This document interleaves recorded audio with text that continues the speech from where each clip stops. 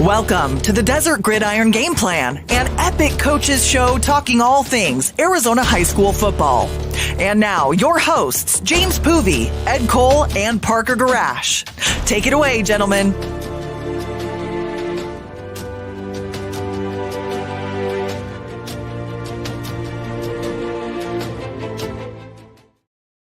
We welcome you in for another edition of the Desert Gridiron Game Plan. James Poovey alongside my broadcast partners, Mr. Ed Cole and Parker Garash. Guys, we are in the throes of region play, and things are getting really exciting here in the Grand Canyon State with Arizona high school football. Oh, yeah, and this going to kick off Thursday night over in Thunderbird. Wait for that game, fellas. A 4A West Valley huge matchup between Yuma Catholic and Thunderbird. I can't wait to get out there. That is going to be a enormous game, PG. Yeah, two top 5 teams in the 4A rankings according to the AIA media rankings that came out today. Thunderbird undefeated, Yuma Catholic 5-1.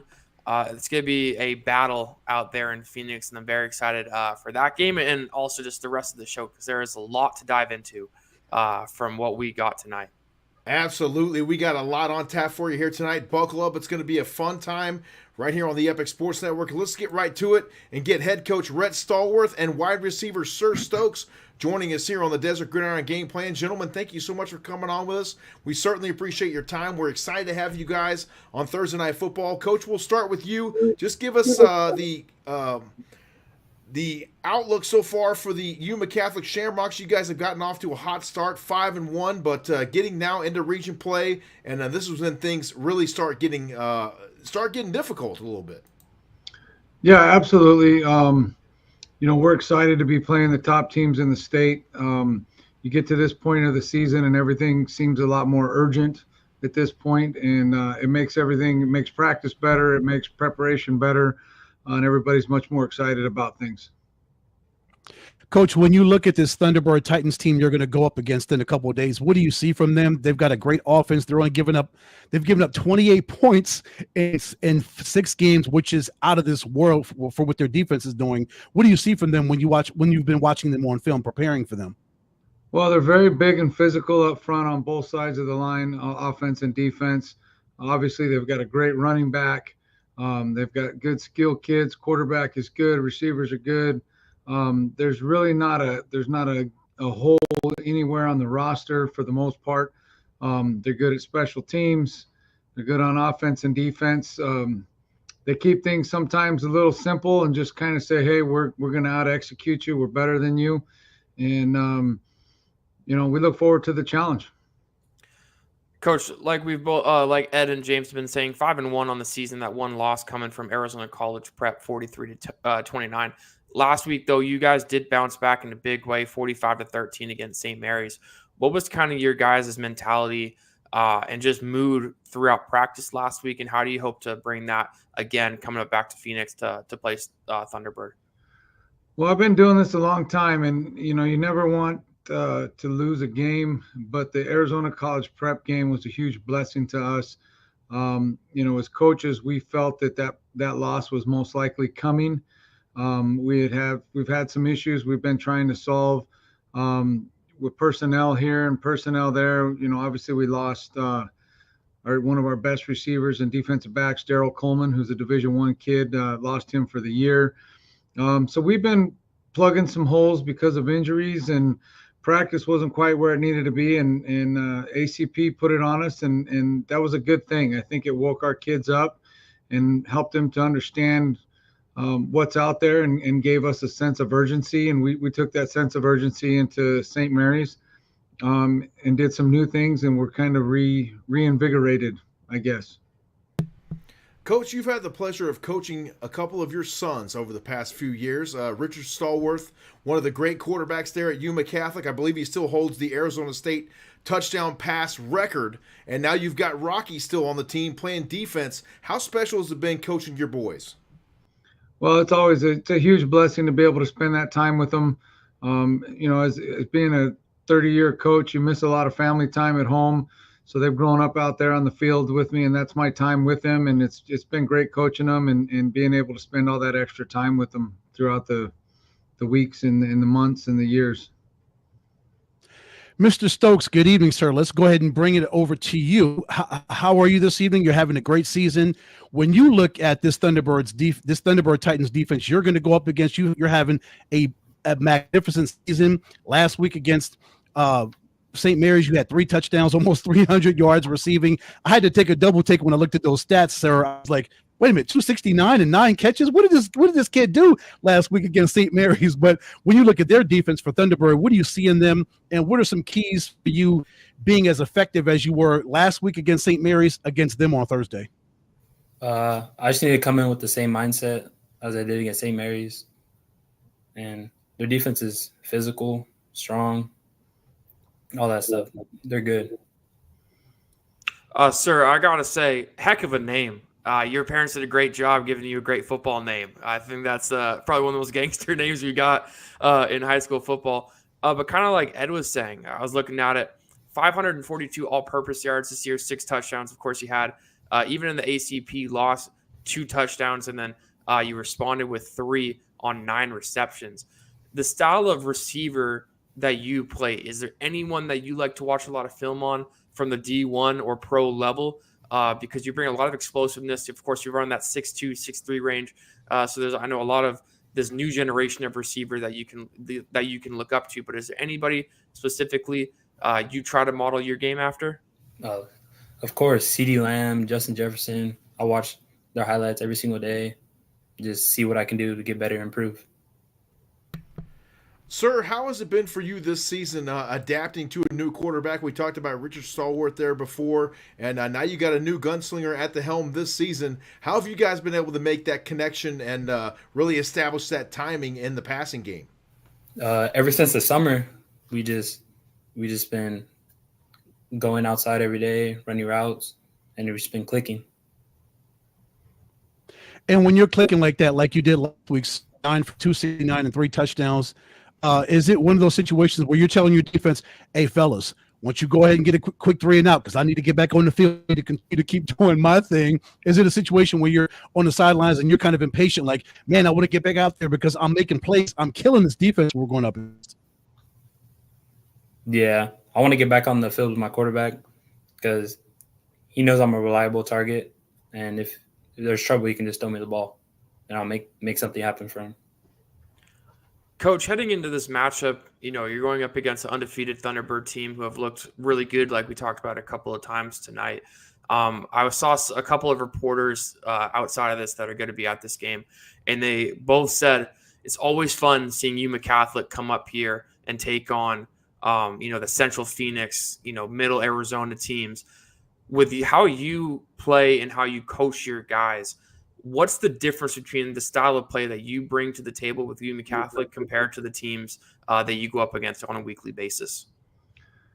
Well, I think we're always prepared. I think we always play with a sense of urgency, and I think we play with a chip on our shoulder. We're down here in Yuma, and it's hard to get attention for our kids to go to colleges. So we relish the moment when we're up in Phoenix playing those schools, and hope that our guys get the opportunity to be seen and let the rest of the state know that maybe Yuma in general is not a very big sports town, but Yuma Catholic's ready to play anytime, anywhere, and that's just kind of our attitude. And the kids take that attitude on from me. Coach, I'll piggyback off that question from Parker and talk to us a little bit more about Yuma area football. We had the Yuma Criminals on third week of the season. They came out here to battle the Tempe Buffaloes, and now we're excited to have you guys on as well this season. How has the overall level of high school football out there improved over the past few years there in the Yuma area?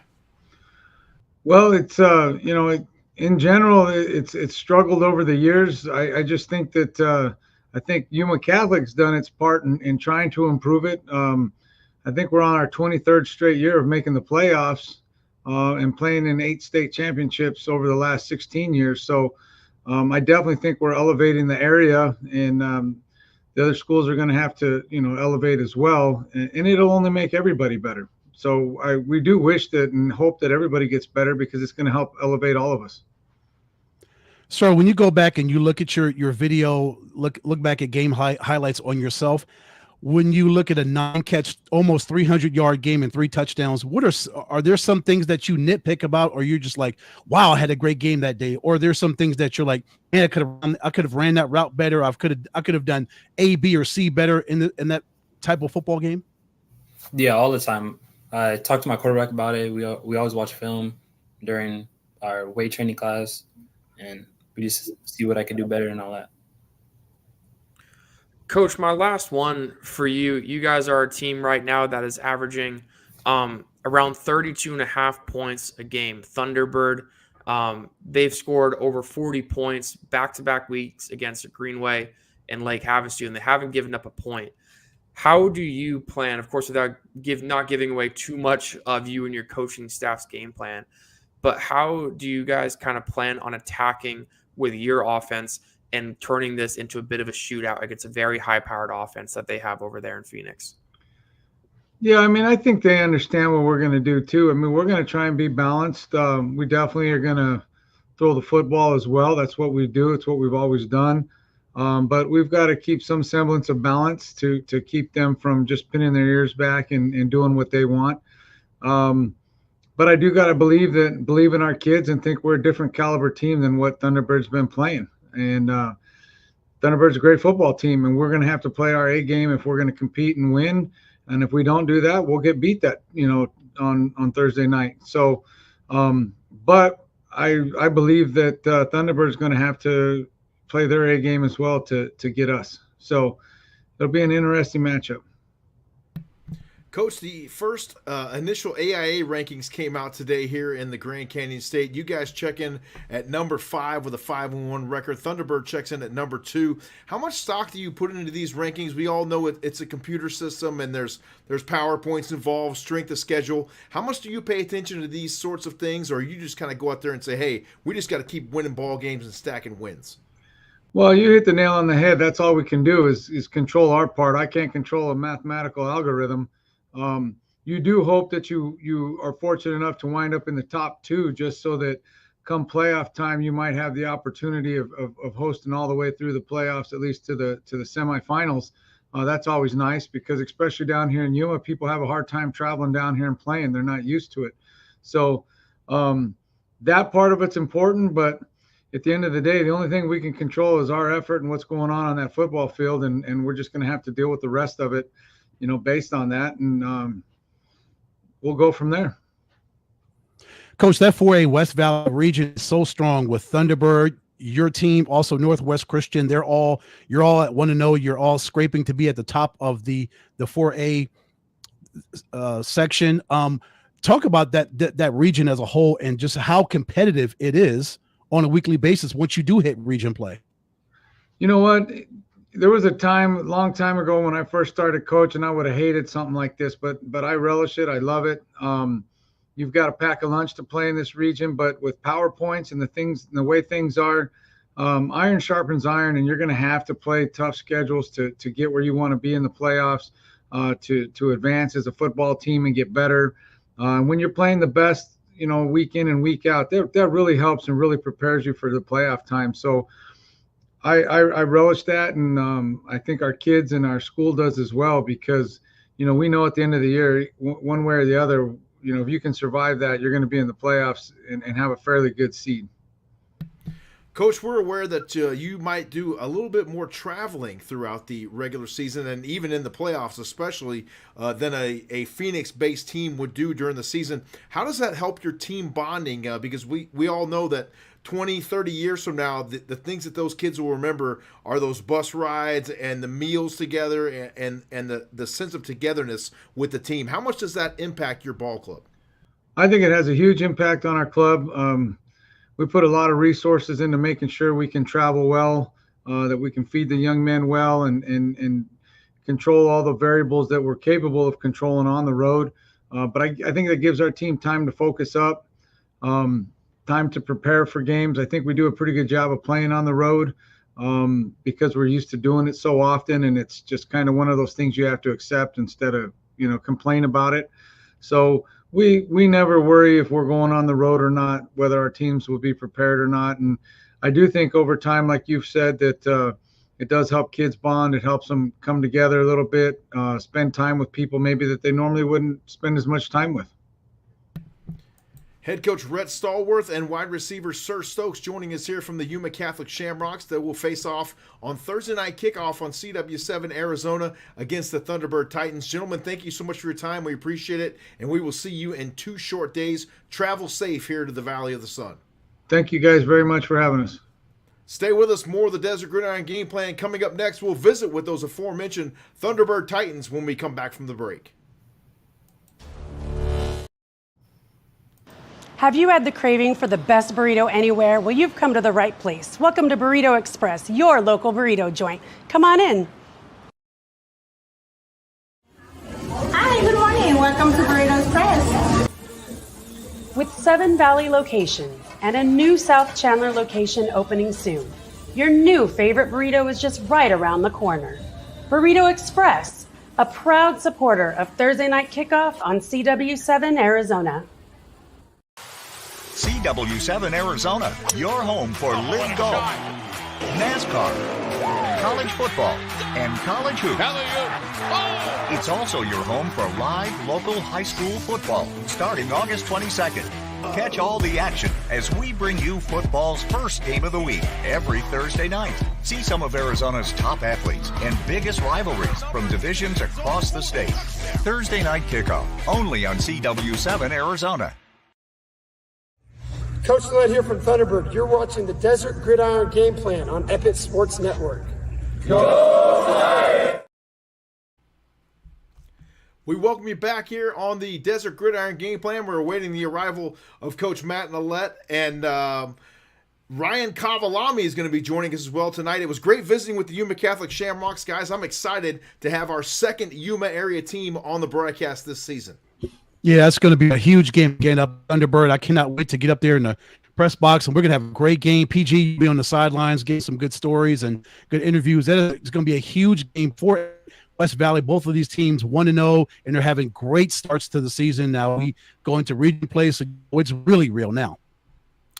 Yeah, I'm excited. It's going to be probably one of the best games we got on the schedule.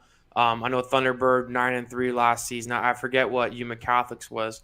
But I know, just from hearing what their coach say, they mean business every time they step onto the field. And I think that just shows how competitive, honestly, the 4A conference is. A lot of people might think that 4A, just because maybe they're a little bit of a smaller school, they might not have as much talent. But as we've seen week in and week out that we have these 4A schools on, these kids can play with the highest level of talent that we got in the Valley. So I think it's going to be a good one on Thursday night for sure. Without further ado, let's bring in head coach Matt Nallette of the Thunderbird Titans. Coach, thank you so much for joining us here. We always enjoy visiting with you. I got a chance to come out there during the preseason and check you guys out. You were feeling really good about the ball club then, and you've got to be feeling good now, checking in with a 6-0 mark here through the halfway point of the 2024 season. Well, yeah, our guys have taken care of business. It's week to week. There's my dogs barking in the background. Katie's making dinner, and I think they heard me. So, so our guys have gotten after it. Nothing's been perfect, but overall, we like where we're at. Coach, looking at Max Prep, so I'm like points against 28 in 6 games. Looking for 3 straight shutouts. You've got 3 already, including 2 in a row. You knocked off Greenway and Lake Havasu, shut those 2 teams out. What is going on with your defense on that side of the football, Coach? Well, they're pretty dang good. And a lot of those guys jump in on scout defense against our starting offense. And, there is some great competition there. And it gives us headaches, Our offense is, looking pretty good by all measures. But when we go up against our defense, it's pretty tough, And it starts up front. We got, 3 guys up front that are killing it right now. Ryan Kavalami, Mason Fosu, Talon Flores. They give everybody problems. Coach, I want to hit on the defense just a little bit more. Looking at your stats is pretty wild. I'm sure you've looked at them. 49 tackles for loss and 14 sacks. You talk about the three guys you got on the front. Just it seems like wreaking havoc and is really shutting down offenses back-to-back weeks and honestly all season.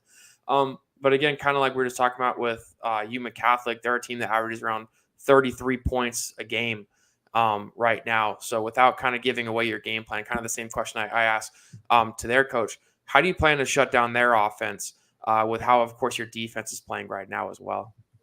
Yeah, I mean, they are very explosive. They're very well coached. I think the game's going to come down to those big plays on like third down, fourth down, which they are great at as an offense. We need to be able to make those plays to get off the field as a defense. It's going to be a very physical game. I don't imagine this being a pretty game, anytime I think about it, like in my mind, it's not going to be a pretty game. It's going to be a gritty game, and I think we got some gritty guys. I know they have some gritty guys, and it'll probably come down to a few plays, a few plays in those key situations. Coach, I think it would be great if it was about a 10-7 ball game, maybe at the end of the third quarter. But I'm a defensive type of guy, so I love those kind of slobber knocker games like that. One of the big reasons for your defensive success is the gentleman you brought on here with us tonight, Ryan Cavalami, playing defensive end for you. This kid knows how to get in the backfield. We're going to take a look at some of his tape right here. Why don't you tell us more about Mr. Cavalami and what he means to the Titans defense? Well, yeah, this young man's a game wrecker. We do have three guys up front that could wreck the game for you. And so teams are going to have to make a choice what they're going to do. Are they going to double team? Then it's tough to get off to the next level and block our linebackers, which are very formidable. And, I mean, this guy just has a high motor. I think that he might be one of the most underrated defensive players in the state of Arizona. If you look at his production and what he does and you watch the tape, this guy should probably have multiple D1 offers. He's getting a lot of attention from some, he's got a lot of D2 offers, a lot of attention from like the server. He's also an excellent student, an AP student, great character guy. So he's getting some attention from the service academies, the Ivy League, a lot of big sky schools on him. But man, this guy is a major level D1 football player, when you turn on the tape. And in practice, man, so he also plays offense for us, he's kind of a jack of all trades on offense for us. We put him at fullback, tight end, wide receiver. It's what we call our base personnel, where we can run any formation because he's in the game and can play any of those positions. But when he comes out, the moment he steps out on offense, because we go with a different personnel grouping or make a substitution, in practice, he hops in on scout defense. And then causes us a ton of problems there, and I love it because it makes our guys work harder, and they're never going to see, we'll look at it and like, they're not going to see that on Friday night, but this week they might. So I think that because we get to play against him on the defensive side in practice, that's going to help us when we play a team of the caliber of Yuma Catholic. Ron, playing both sides of the football field, on both sides of the ball, let's talk about the defensive side. What is playing on offense done to make you that much better on defense? Is it just the experience that you're having on that side and the ability for you to kind of read what offensive lines are going to do or what quarterbacks are looking at when it looks to hand off the ball to a running back or they're looking to one of their wide receivers? You can read their eyes. You can kind of read their body movement, their body language. What about playing on that side of the football makes you better on the defensive side? Playing on both sides, man, it just gives me like a different perspective as a player, knowing like what a running back's going to look for because I play fullback, being able to read what a fullback's going to do because I know what a fullback's responsibility is. And when I do drop back and play linebacker, like I know the different passing concepts now. So it's like when I see a mesh route come in, I know there's something else coming right back at me. So it's just knowing what's coming and just helping me get better as a defender to be in the right spot. Ryan, kind of like what your coach was saying, he thinks you should, be a Division I player, have a lot more offers. When you're playing the way you are, is there a chip on your shoulder the way you've come out and played this year? I saw like 4 sacks on the season right now. And I'm sure that might be right. That might be wrong. I don't know. That's what Max Prep was saying. But just the way you play and the style of being like a quarterback's worst nightmare, does that come with a chip on your shoulder that you feel like you have to prove yourself week in and week out? Yeah, I mean, I think that's a mindset for a lot of the guys on our team, man. Where we go to school, it's not really the most highly recruited place. So a lot of us play like, we need that attention. And I think it shows in the stats, like you said, like for me, my like prep for the season starts, right when the season ended. I watch film every Sunday night trying to get prepared. And like Coach Nillette said, I'm not the only guy that puts in this work. We have Elijah Little, like y'all know, man, and the rest of my D-line. Like, we all think we should be getting that attention, and we feel like when we do go 14-0, that'll really bring the attention recruiter-wise that we need.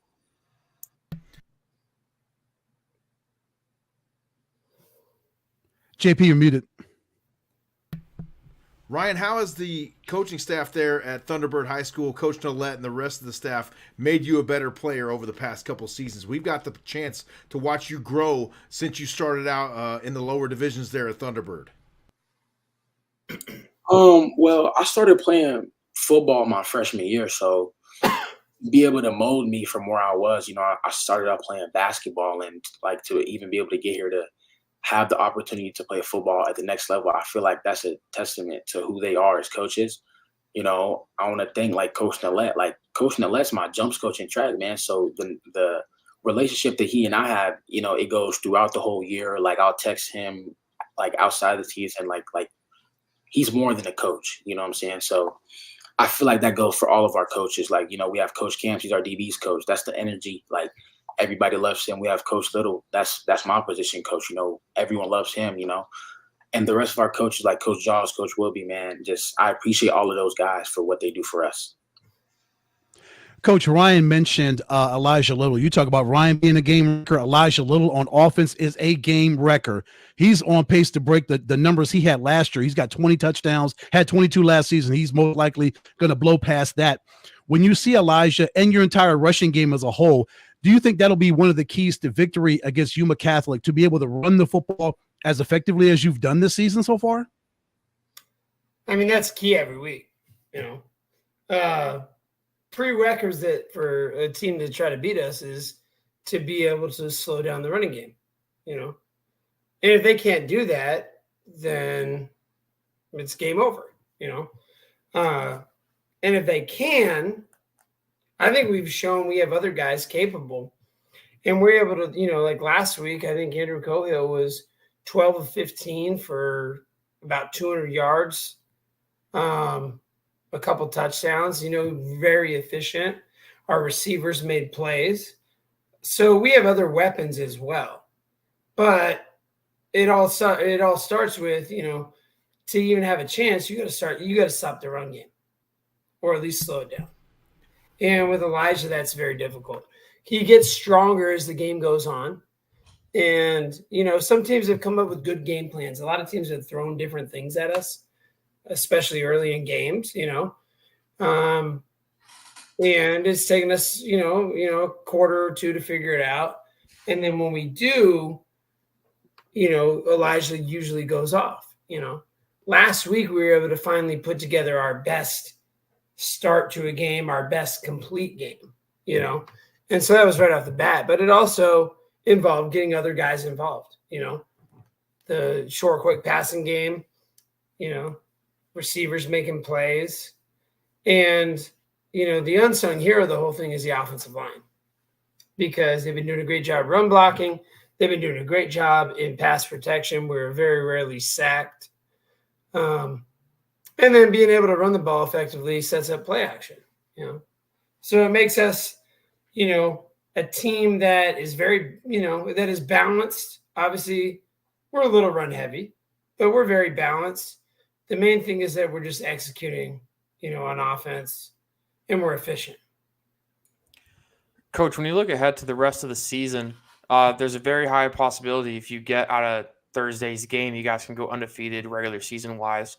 And I don't know what, with being undefeated, how long it's been since Thunderbird has gone 10-0 in the regular season. But kind of this end goals, of course, I know every team's goal and mission at the start of the year is to get to that state championship game. With the group of guys that you have right now and the start that you've had in these first 6 weeks, how high of a possibility and chance do you feel like right now you have with your group of guys to get to that state championship? Well, first, I'll address, the record thing, because I've looked it up.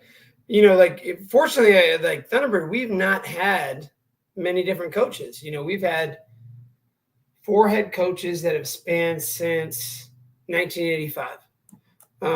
The first of that group was, and the school's been open since 1972. First of that group was my high school head coach at Greenway, Mike Brown. He was here for a long time, then Gary Malden, and then Brett Whitweiler, and then myself. So Mike Brown had this, spreadsheet with the record, by year and everything, and those guys carried it on. We've had 2 teams in school history that have won 10 games. One was the 2010 state championship team that was 6-4 regular season and finished 10-4 and won the state title as a 13 seed under head coach Brent Whitweiler. And then it was trying to remember the year for certain. I think it was 91, 92, somewhere around there. Mike Brown's 10-3 team that made it to the semifinals. So we've never had an undefeated regular season in Thunderbird's now 50-plus year history. That's a goal for these guys, is we want to win every game. It has been something we talked about since the beginning of spring, 14-0. Everything we do, end of practice, sprints, it's always 14.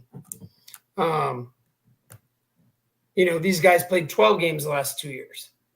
We made it to the quarterfinals, which is good, but these guys have set that goal. They want to go to 14. They won't accept anything less than 14. And so the goal is 14-0. It's to win a state championship. And then these guys will leave here as the best football team in school history and the most winningest class in school history from what they've done over 4 years. Head coach Matt Nallette. Looking forward to the game. Thank you for having us back out there for Thursday Night Football. We're excited, and we will see you in 2 short days. We appreciate your time. Thank you guys so much. Appreciate everything you do for high school football. Thank you. We appreciate it. See you guys on Thursday. Yes, sir. Next up, we will head down south and visit with the number 1 ranked in the open division, the Marana Tigers, joining us here after the break. Stay with us. More of the Desert Gridiron Game Plan coming up after the break. CW7 Arizona, your home for live golf, NASCAR, college football, and college hoops. It's also your home for live local high school football starting August 22nd.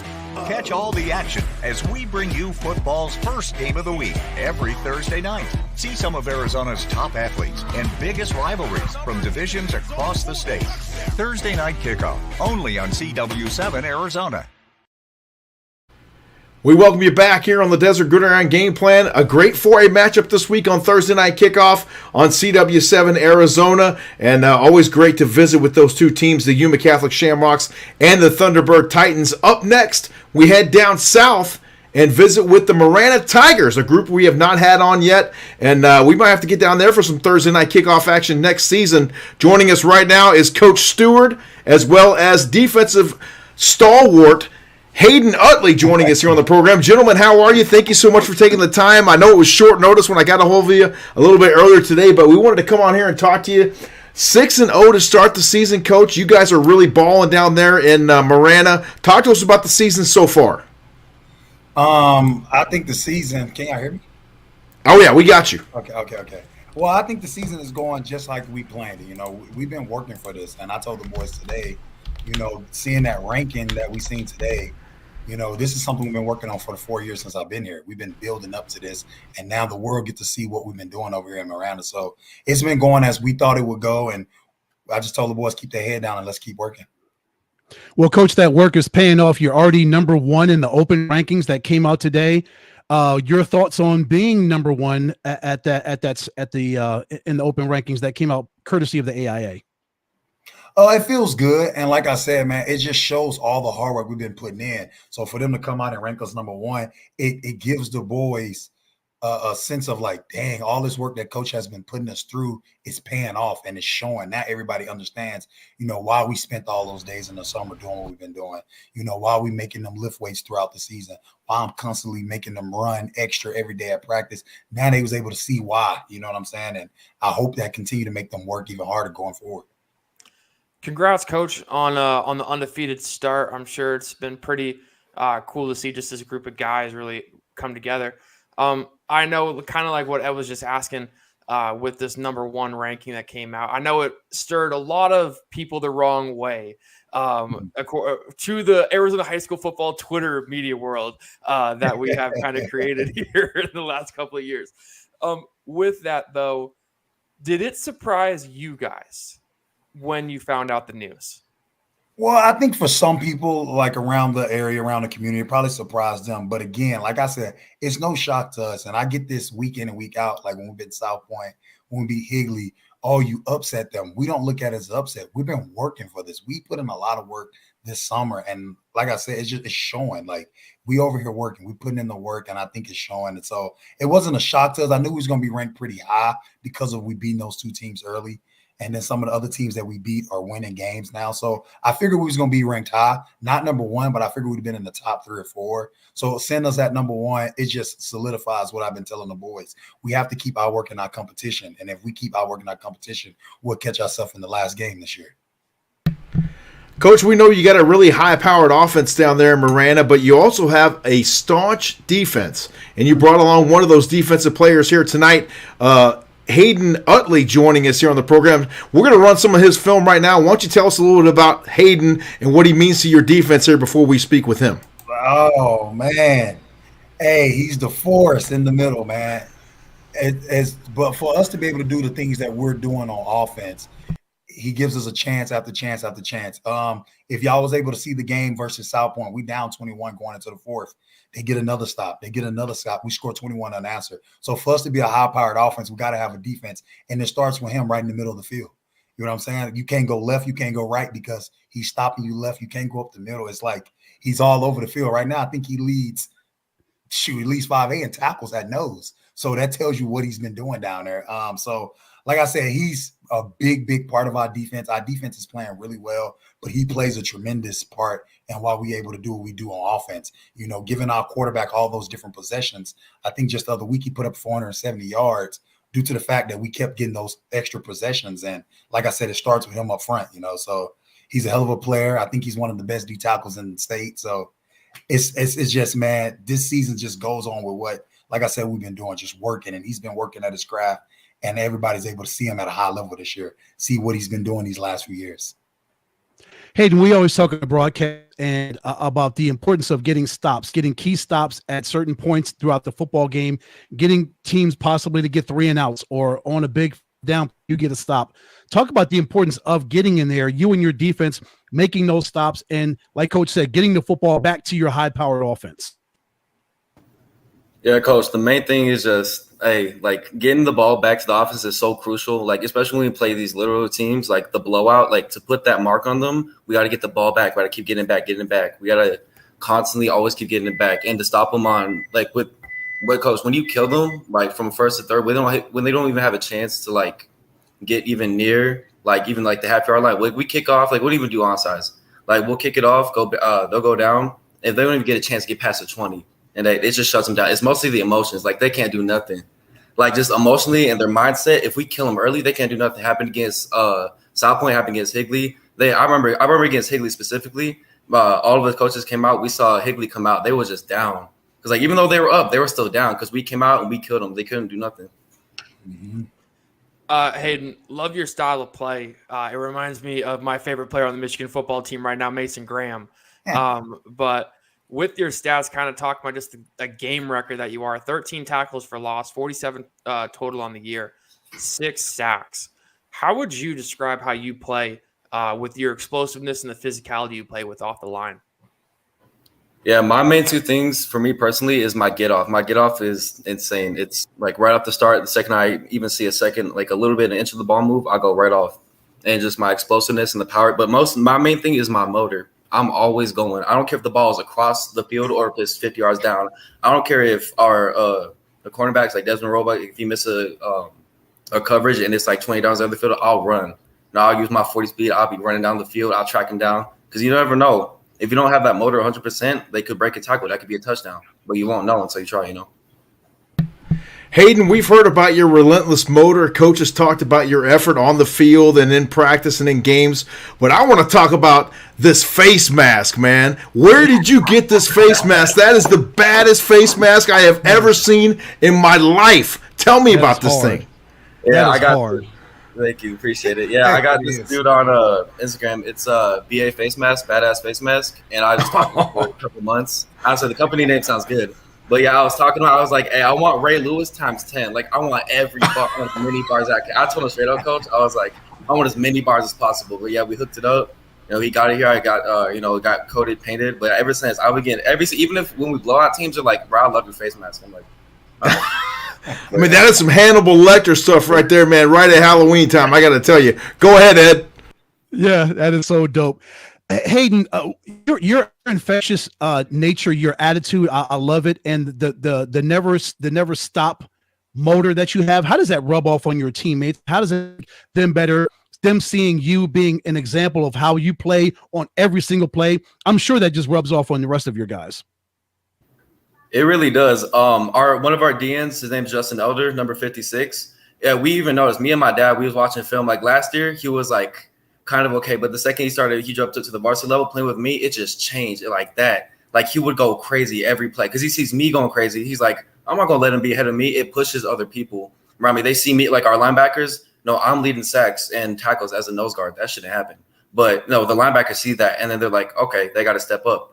And they see me going running full speed, across the ball, and it makes them look bad on film. So when in their minds, they're in the games, they're like, I don't want to look bad on film. I want to be good. I want to be the one that tracked him down, hawked him down, not the nose guard running across the field. So I think it really pushes them and gets their motor up. I'm still thinking about that face mask, and I just want to make a comment.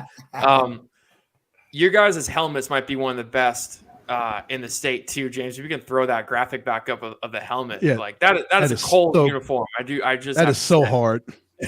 It is. That is awesome. I completely forgot my question. I'm so sorry, but I guess I can ask, Coach. That's that face mask, man. Yeah, face mask got him. Yeah. Coach, when you think of like just the start you guys have had, I guess I can go to. Oh, now I remember it. And this and that, I should have just kept going. But when you think of the start, you guys have had, I know Desmond Roebuck has played a huge part in your guys' offense as well. How much has he been a vocal leader in the locker room with guys like Hayden to really get this thing going and off to the hot start you guys are through 6 weeks? He does so much different things well, catching the ball, he does a lot of good things well. And one of the things I told him in the offseason, the one thing you have to do this year is become a captain.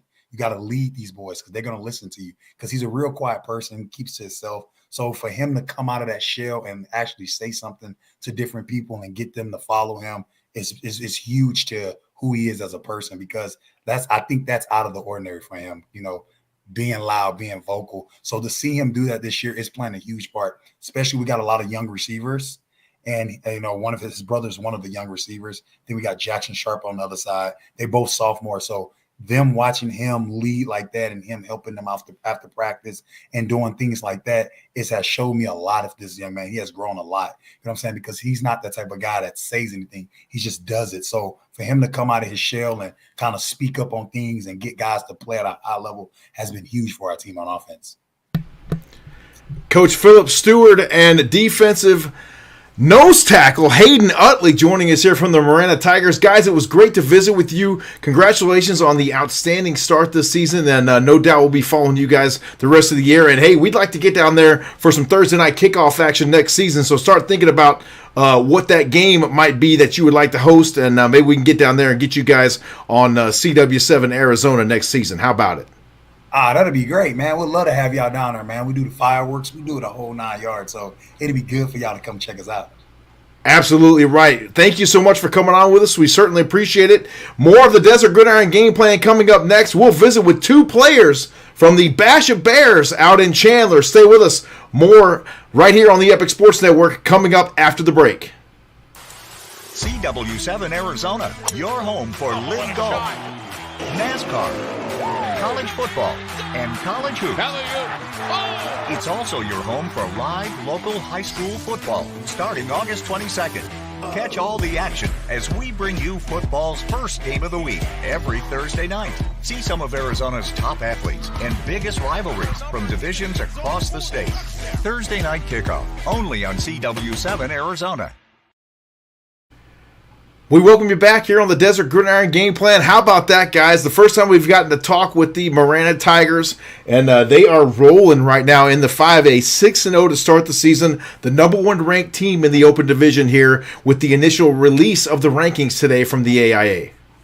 Yeah, fellas, they've got some good stuff going on down. And AP, you're right. We got to get down there next season and get one of those games in there because that's an excellent football team that Coach Stewart has got running right now, and they are time for some great things going on, Parker. Yeah, I actually just searched up the drive while we were in break, about 1:40 from us. So not awful, but no. I think, just what they've been able to build these last couple of years and his first, I think he said 4 years of being here is pretty special. And to get the nod that they did today, I know it stirred a lot of people a certain type of way, but it was no surprise. It was no surprise to me after the teams they've beat, honestly, in the 5A conference, that they were up there in those rankings. Well, we have to absolutely recognize that because there is a formula, and taking into account into that formula is your strength of schedule. And you mentioned that the Marana Tigers have beaten some really good football teams so far this season. And speaking of really good football teams, we got 2 members of the Basha Vehrs joining us now. Quarterback Brodie Vehrs and Eli Cramer-Cronin joining us here on the program. Gentlemen, thank you so much for coming on and taking the time. Brodie, we'll start with you. You guys are off to a 5-1 start this year. How have things been so far this season for the Basha Vehrs? Obviously, 5-1, can't complain. We had a rough loss in California. It sucks. But, we're looking strong, 5-0 in state opponents. We got a good week against Hamilton this week, so just looking forward to that. Brodie, what do you think about this ranking right now? You're number 4, your team number 4 in open football rankings. You are number 1, the top team in the 6A rankings. When you guys got the news about it, well, how did you guys react to it? That's first of all, congratulations on those rankings. But how did you guys feel and react to it once you got that news from the AIA? I think we were shocked as a team, but rankings are just rankings. You got to win to prove what the rankings really are. So I think we're going to use it as motivation for sure, and we're just going to show we're just going to win. This give you a question for both of you guys. Also appreciate you hopping on such last minute.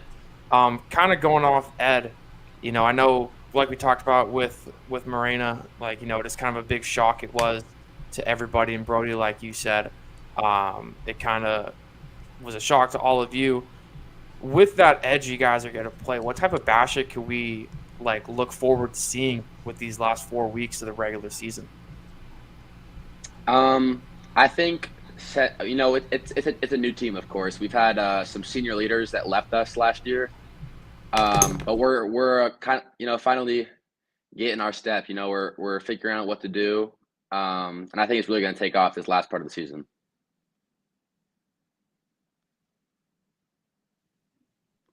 Eli, you want to comment? Yeah.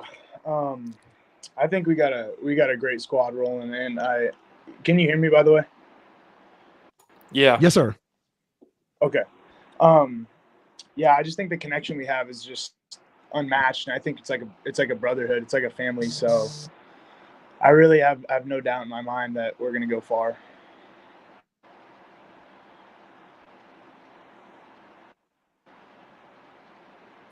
Playing defense.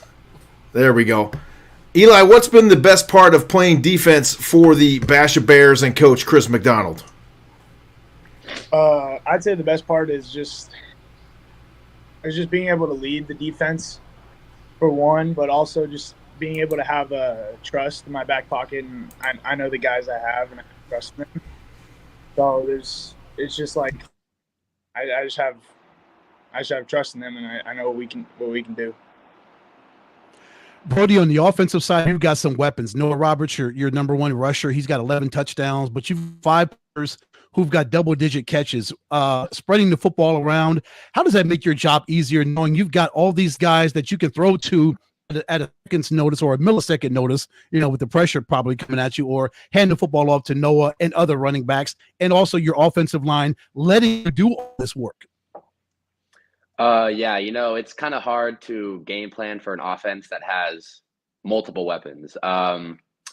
We got 4 receivers that are dogs, and we have 3 receivers that are like subs that are dogs. We're just a team stacked with talent, and I really think that in this second half of the season that we're going to be able to show the state really what we could do. So I'm super stoked just to see how we're going to come out in region play.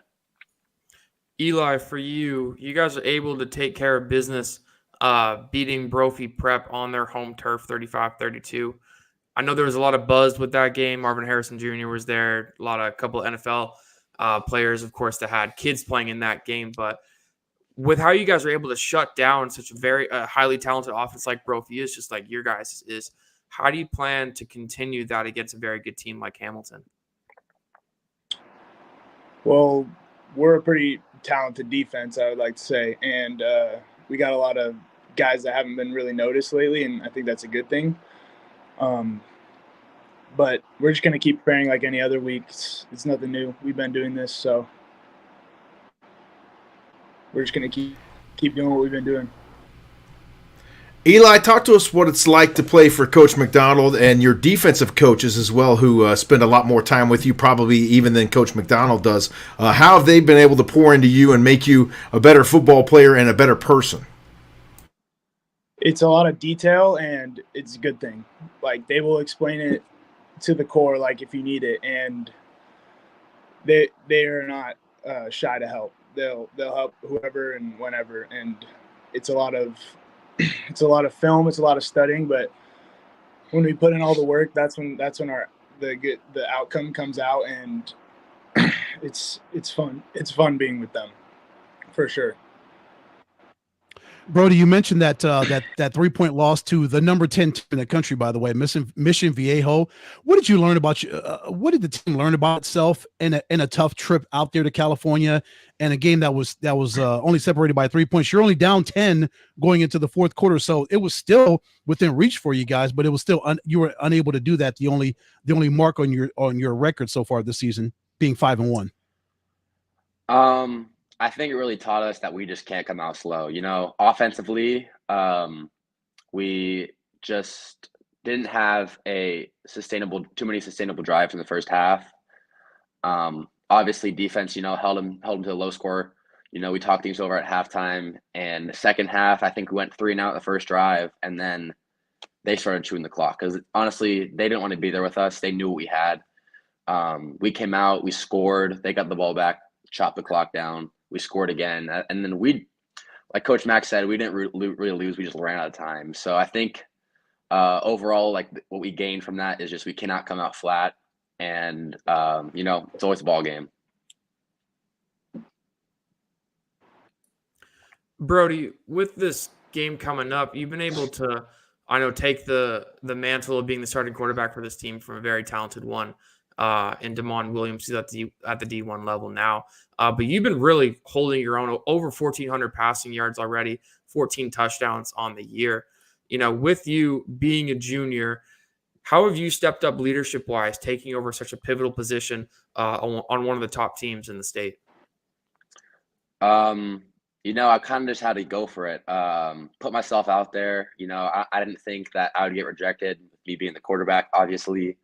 I think things have gone pretty solid, with the loss of Damon, it hit us hard, with that offseason. But I wasn't going to wait for the opportunity. I'd attack it, and I still have things to work on, of course. Getting to that midseason, reflecting what I had to do, but really just putting myself out there and showing these guys that I want to be here. Brodie, how much do you guys relish the opportunity when Coach presents you with a chance to go out to California and play a team like Mission Viejo and go out there and really face some tough competition? How much do you guys get excited for that? Not just the road trip and everything, but the opportunity to play some great competition like that? Yeah, we come to practice Monday. Me and Gio, we just cannot wait. Like a game like that, it's hard to sleep. Staying up, watching film, just thinking about the plays you can make. It was really a blessing. And we were blessed to play Millard South, which is a great team for Nebraska. But yeah, it's just a blessing to be able to play these out-of-state teams, preparing us for the next level.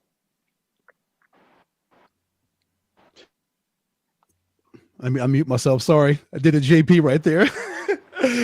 Brodie, I want to ask you about the schedule. You have got a murderer's row. That 6A Premier region is no joke. So you got Hamilton on Friday, and then you're on the road for the next 3 weeks at Chandler, at Castile, and at Perry. My goodness gracious. Are you guys prepared for what's coming with this gauntlet of a schedule? Oh, yeah. You best believe it. We're having a solid week of practice right now. I'd say it's up there. It's one of our best. We can't wait. These guys, we're flying around at practice. We're staying out late.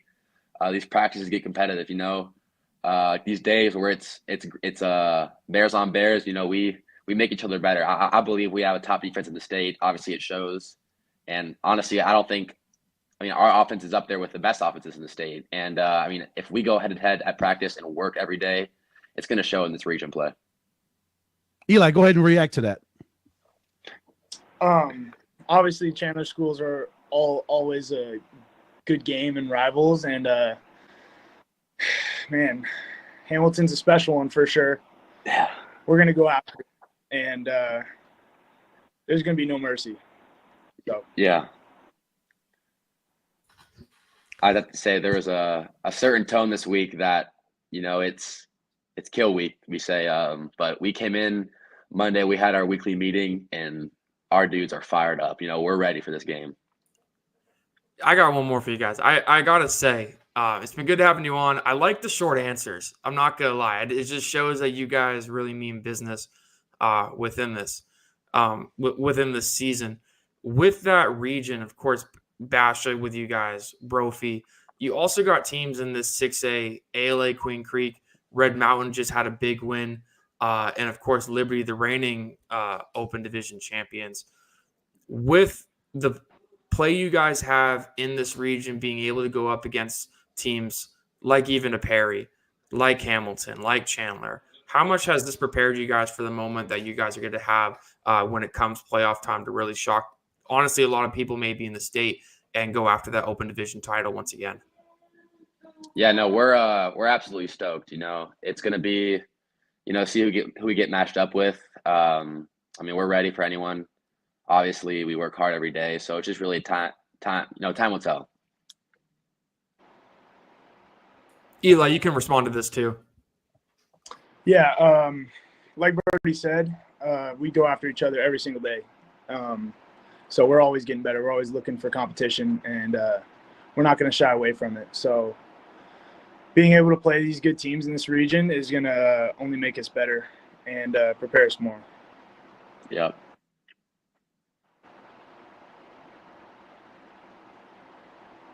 Unmute yourself.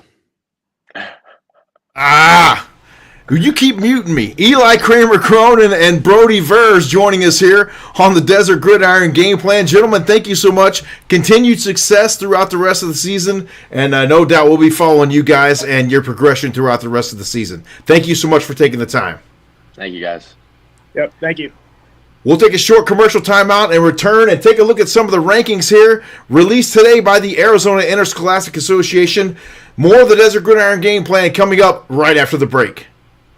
Have you had the craving for the best burrito anywhere? Well, you've come to the right place. Welcome to Burrito Express, your local burrito joint. Come on in. Hi, good morning. Welcome to Burrito Express. With 7 Valley locations and a new South Chandler location opening soon, your new favorite burrito is just right around the corner. Burrito Express, a proud supporter of Thursday Night Kickoff on CW7 Arizona. We welcome you back here on the Desert Gridiron Game Plan. James Poovey alongside my broadcast partner, Mr. Ed Cole and Parker Garash. Gentlemen, great to visit with those teams. I don't know about you guys, but I'm fired up. I could go out and play right now if I had a helmet. Yeah, just talking to Brodie and Eli, how great are those two young men? They are ready for Hamilton, for what else is coming down their way. Those guys look locked in. Parker, they look like they are laser focused for what's going to have to happen on Friday night to get a victory for the Huskies. Yeah, we talked to Basha earlier in the season with their head coach, and they've been in business, honestly, for since I've been in high school. And they come year in and year out with top talent. Maybe they have years like they just had with Damon and even Cole Martin from a couple years ago and Miles Lockhart, just guys that have been able to go to the next level. I know I'm missing so many others, but they're always able to produce more and breed these kids that are out of nowhere that are just like absolute athletic freaks. So they're always going to be one of the top teams in my book that we got to look at Arizona. But, with Morena getting number 1, I know we got some things to say. So let's just get into it. Let's get into it, Parker. Give it to us. There's the open division rankings right now. We talked to the Morena Tigers, Coach Stewart, and Hayden Utley joining us here on the program tonight. They check in with a record of 6-0. And right behind them, Conrad Hamilton's Desert Mountain Wolves. We got a chance to visit with them a couple of weeks ago as well here on the Desert Gridiron Game Plan. In third place in the open rankings, the Higley Knights. And 4-1 on the season, but they've played some juggernaut teams so far this season. You want to go, Ed, or you want me to go? Go ahead, Park. All right. Well, I think, first off, I want to say big props to the 5A schools. These schools Absolutely. are no joke. I think a lot of the attention, of course, goes to the 6A schools just because, like we've had a handful of schools on this year, just the talent they have, the regions they have, like this premier one with Basha and Chandler and Brophy and so many others. But like the 5A conference is no joke. I got to cover Desert Mountain pretty extensively last season, and I got to see Higley, ALA Gilbert North was really good. I know Desert Edge is also a team last year that was really able to make a lot of noise. But I think just the thing that maybe is frustrating a lot of people is this like numbers thing that the AIA has. And I think that's what ruffled a lot of people's feathers the wrong way today. But, unfortunately we can't control this stuff. But I've seen a lot of people say that it's not going to look like this at the end of the season. But even if we see 2 5A schools in here, it's still going to be really interesting. No doubt the 5A rankings right there. Go ahead, Ed. Yeah, it's cool to see Morena and Desert Mountain and Higley up there. Of course, Higley's only loss was to Morena, 36-28, so that's the only blemish on their record. But then you see 5 other 6A teams, Basha, Brophy, Red Mountain, ALA, Queen Creek, and Liberty. All these teams are outstanding football teams, so they're all deserving to be 1 through 8. And I'm just like you, Park. I'm just trying to figure out these multipliers and 10 times for 6A and 9 times for 5A and how they actually compile these numbers and figure out who's who and how that works out. Is it like a schedule, or how do they figure that out? Some of it is done by strength of schedule. A lot of it is just computer algorithms we'll hear about all the time. But let's face it, You can't change the system that they have. It's not going to change. All you can do as a football team is just continue to win in your division. And as we say every season, you got to win the games you're supposed to win, and then you got to win a few more that you're not supposed to win. Of course. Then you look at the 6A. Go ahead, Park. No, you go first, Dad. Yeah, 6A, let's go. The 6A, I was going to look at Basha, 1P, Red Mountain, ALA, Queen Creek, and Liberty. All of those 5 teams out are great football teams. Perry is right behind Liberty, so they're nipping their heels like small percentage points away. Highlands there at 5-1, Queen Creek, Mountain View. All of these teams are so good. Any of these teams could just flip-flop and just be 1 through 5. So it just lets you know how strong all of these football programs are, fellas. I think to what James was just talking about, like, we can't change the system. It's not going to change. I have no shame in saying this because I did put it on Twitter today. Hopefully I don't get in trouble from TW for saying this, or hopefully I don't frustrate a lot of people from the AAA, because 1580 The Fanatic was my first sports radio, sports media job here in Arizona. We have enough people in our little media world that we have created here in Arizona that someone's got to make a committee to help this out.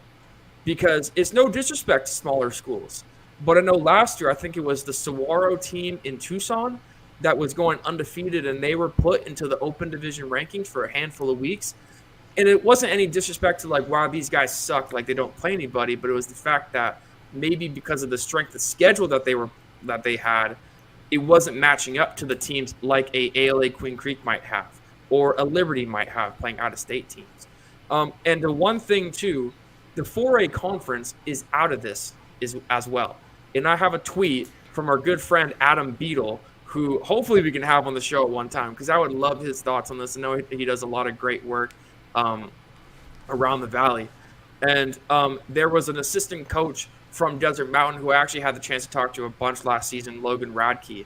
He said in a tweet, and this I think is true, Liberty would not be in the open as of today if 4A teams were allowed to be put in. Snowflake would be the 2 seed and Thunderbird would be the 7 seed.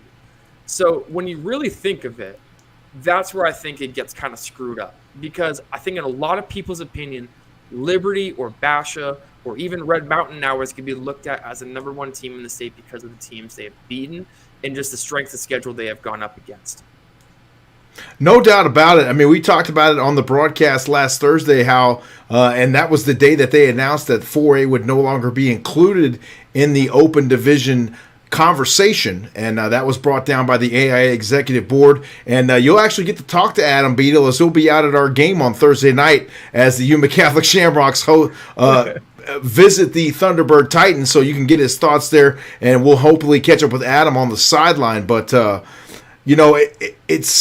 it's sad in a way too, because the 4A doesn't get a chance to compete with some of those bigger schools. When you talk about a school like Snowflake and Thunderbird, who are having really good, Arizona College Prep as well. Arcadia's undefeated at 6-0. The Shamrocks come into Thursday night's game at 5-1. Micah Mountain hasn't lost a game yet at 5-0. They're 3 years old in the varsity football scene here in Arizona. So it's all over the map, but as I said earlier, you're not going to change the system, and we can't really overrule anything at this point. So you just got to keep stacking wins as a football team.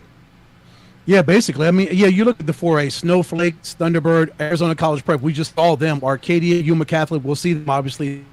These are really good football teams. And as you mentioned, we just want to see good football come playoff time.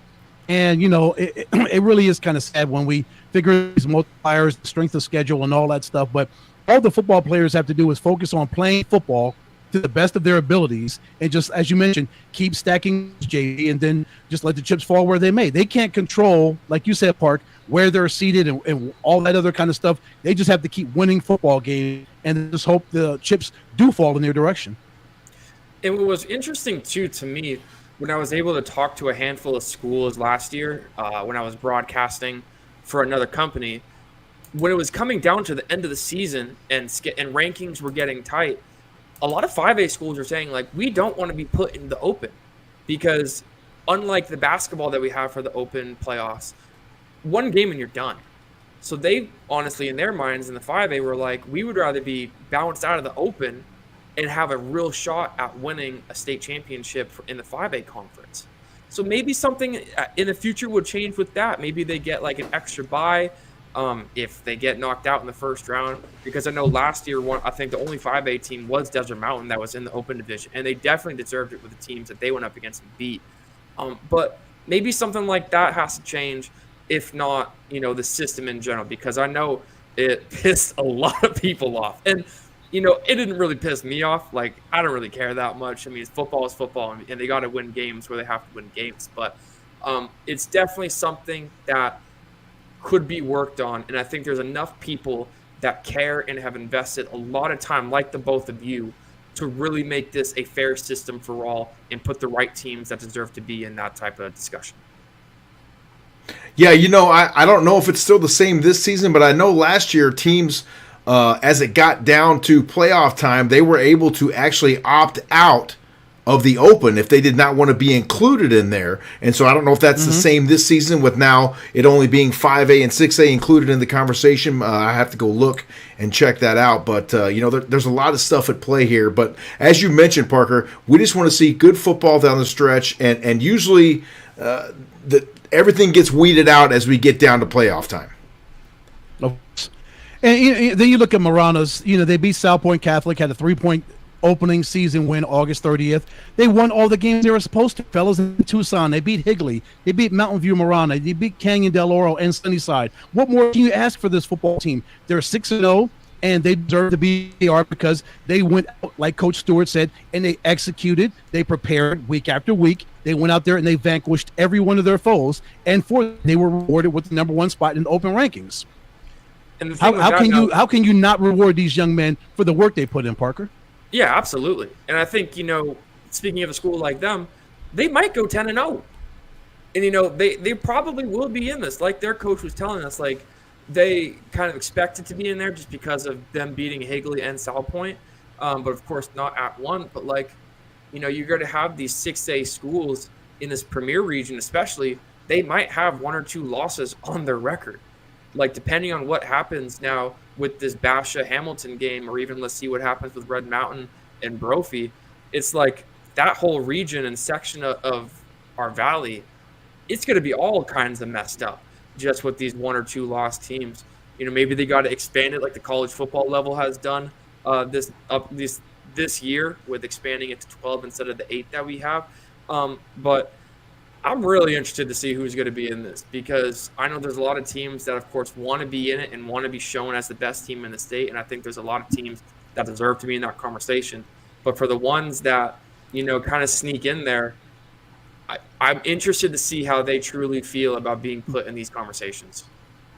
And, of course, the bottom line, every one of these teams that are this good say, we should be number 1. Everybody's fighting for themselves to be number 1.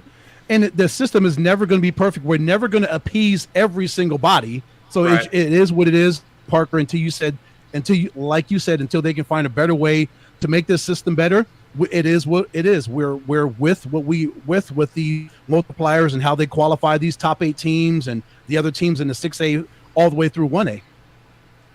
It's such a different world, guys, than when me and Ed played many, many moons ago. We didn't have any of those ranking systems, and we didn't have any of that undue pressure on us. We were just out there practicing hard, trying to play hard, trying to win a game. The ultimate goal was to make the playoffs, and then whatever else happened after that, it was always a different turn of events. But you have to feel for some of these football players nowadays with social media and everybody, oh, this team is that, and this team deserves this, and this team doesn't deserve that. And it's got to weigh on some of these kids, you would imagine. Right, Parker?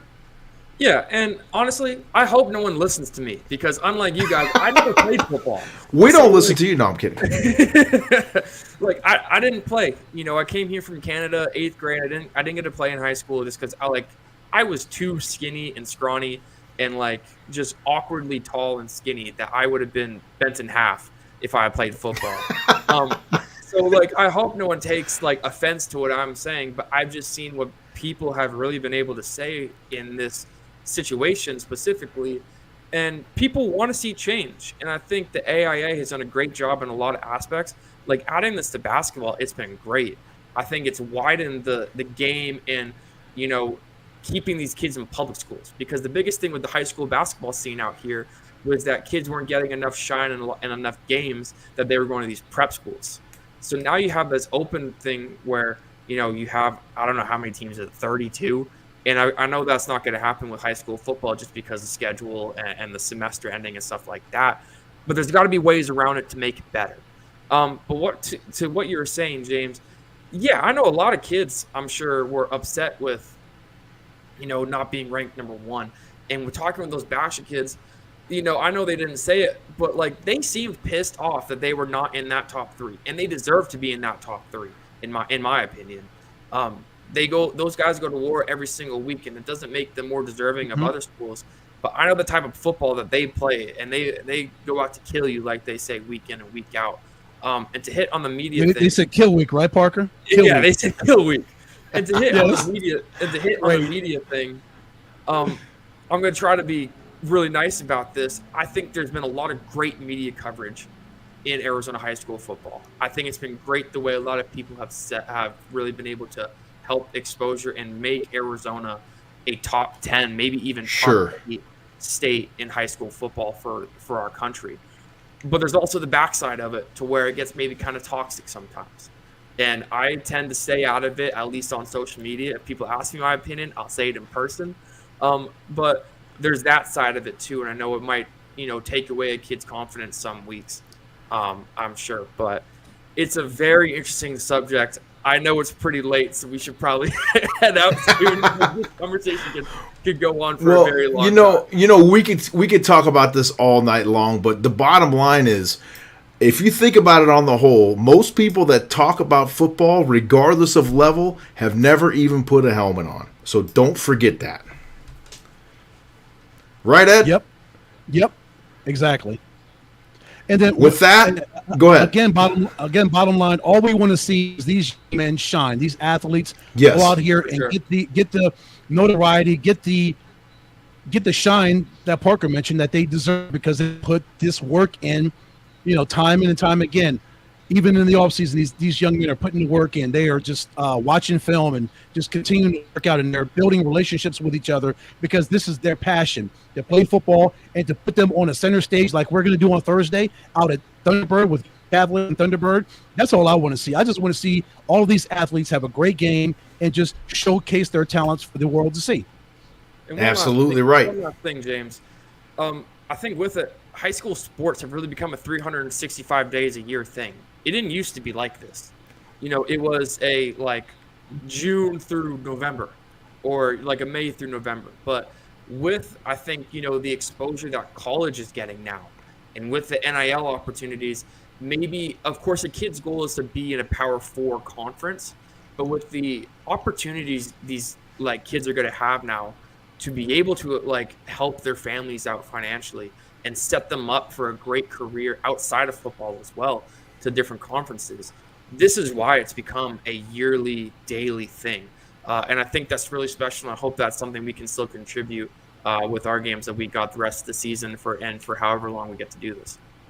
Absolutely right. Well said, Parker, and well said, Ed, as well. And we're just happy to bring the additional coverage to these athletes. And this has been the mission of the Epic Sports Network since we started this thing 4 years ago now, is to not only highlight some of the big teams like the Bashas and the Chandlers and the Hamiltons and so forth like that, but also some of the smaller schools where we all know there are great athletes regardless of division. So we're just extremely blessed to do it, and we look forward to doing it again this Thursday night on CW7 Arizona as we bring you the Yuma Catholic Shamrocks squaring off against the Thunderbird Titans. For Ed Cole and Parker Garash, I'm James Poovey saying so long. Have a great night. We appreciate your viewership, and thank you for tuning in for another edition of the Desert Gridiron Game Plan. Have a great night, folks, and we'll see you Thursday night, 6:30 p.m. on CW7 Arizona.